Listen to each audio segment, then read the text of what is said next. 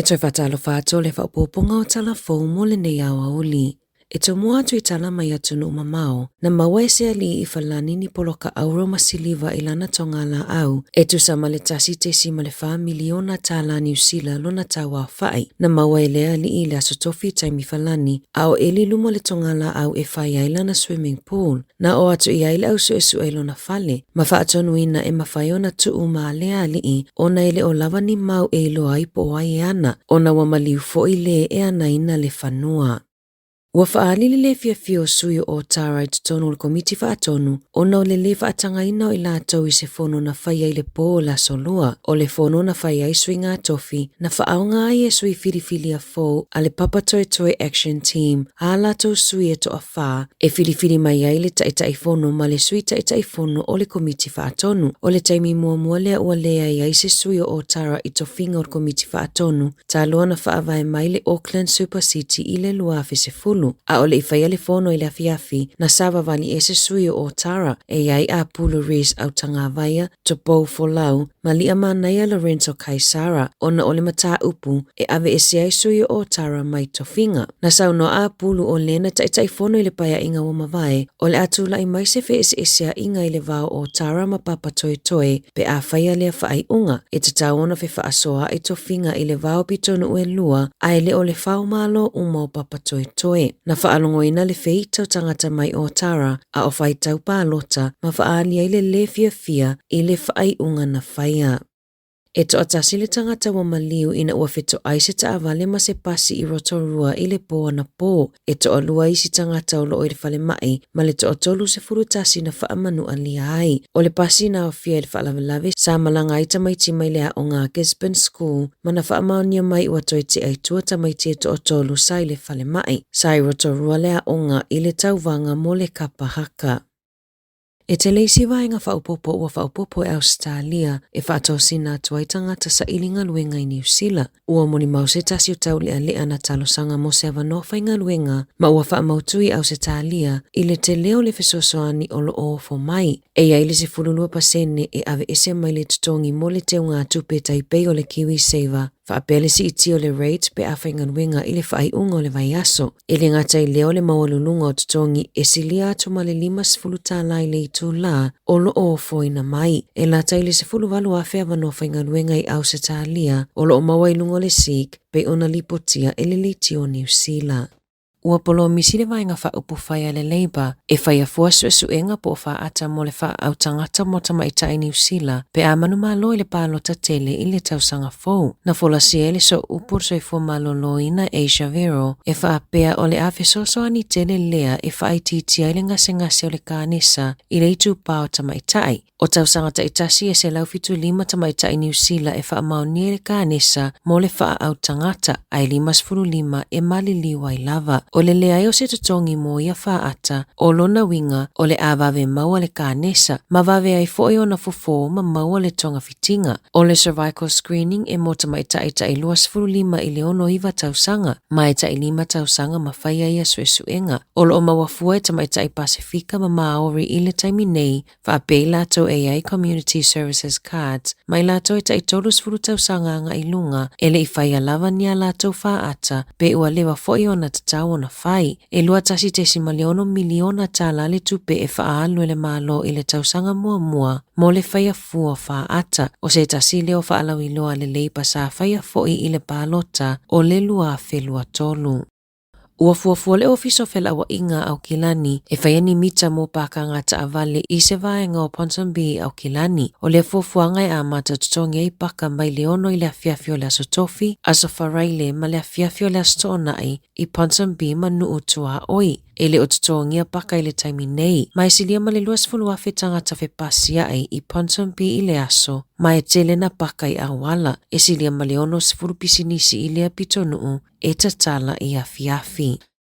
E silia male ni masfulu wala au na faa o atu ile fence mo se fesosoani I mu mai I fireworks po o mea faa papa na toe o atu leo male au tine I mu ile no fua ngai apia I tamaitia o ngai Dunedin ile po la solulu. Faa iloe sa tini Matt Lee e pea male to avalu se fulu tangata na tau mafa ava malosi mafaya mea faa papa I lunga le ala tele e to otolu tau lele ana loka leo ona o ami o le talafea ngai male faa papa o fireworks ino fua nga fai tele I Dunedin.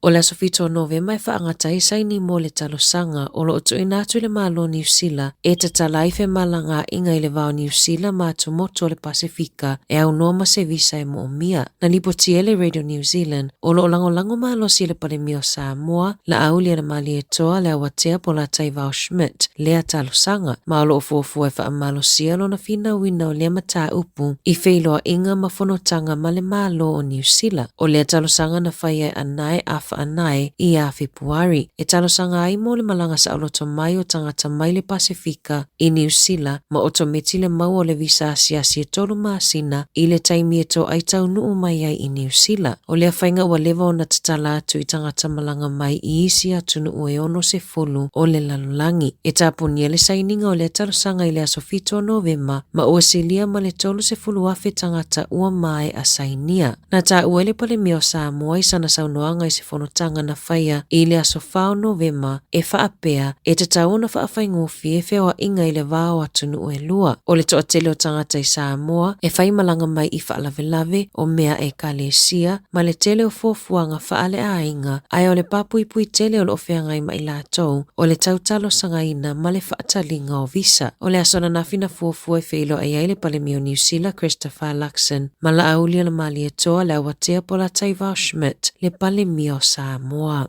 E lima le malosi o le mafui e na lulu I le 25 kilomita le mamau I le itu I sisifo o Wellingtone I le 1 minute te ai le iwa I le poana po. Ma e silia ma le 25 afe tangata na whaalongoina e tusa ai ma li poti.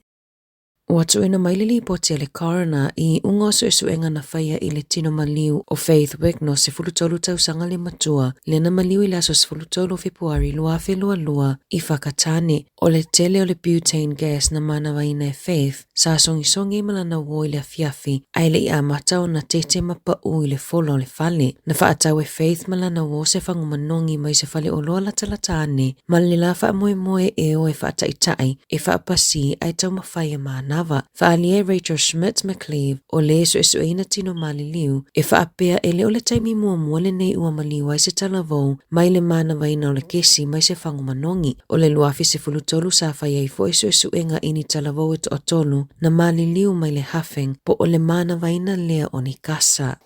I taalonga, ua manumalo le au siwa hip-hop a le Euphoria a New Zealand I le tauwanga hip-hop na whaiai Europa se I mai ai le pine auro na umia e pele se uma pe ona lipotia le tio New Zealand o le tamaitai e taitai le au siwa ya Nunes na amatala na au siwa I le na o le toa 5 talavou I le luafe luatasi ma na amata whaia o ngā siwa I lana whale ta avale o Nunes na avea masetasi o pule le McDonald's ma o ana tangata si siwa mua o ana wofenga luenga whaatasi o se tu mo sengi e o a lato siwa ma sa whaalilo na mita ina ua au sia lea manumalo pe ona e le tauwanga I Europa.